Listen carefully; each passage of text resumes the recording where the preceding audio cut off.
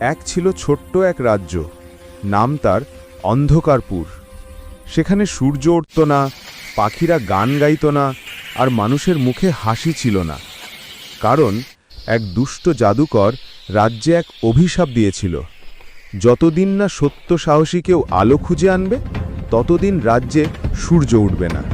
রাজ্যের রাজকন্যা লায়না ছোটবেলা থেকেই শুনত সেই অভিশাপের কথা। সবাই বলতো, তুমি রাজকন্যা, তোমার কিছু করার দরকার নেই। কিন্তু লায়না চুপ করে রইল না। একদিন রাতে সে তার ছোট লণ্ঠন হাতে নিয়ে বেরিয়ে পড়ল আলো খুঁজতে। পথে তার দেখা হলো এক আহত পাখির সঙ্গে।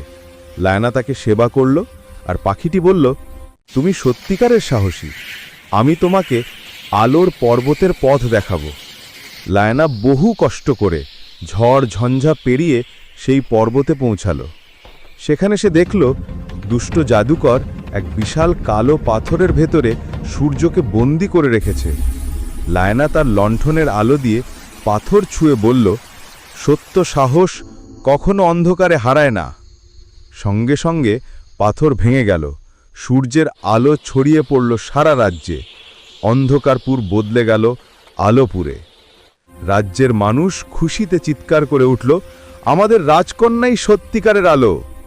লায়না বুঝল, আসল জাদু কখনো লাঠি বা মন্ত্রে নয়, সাহস আর সদিচ্ছায় থাকে।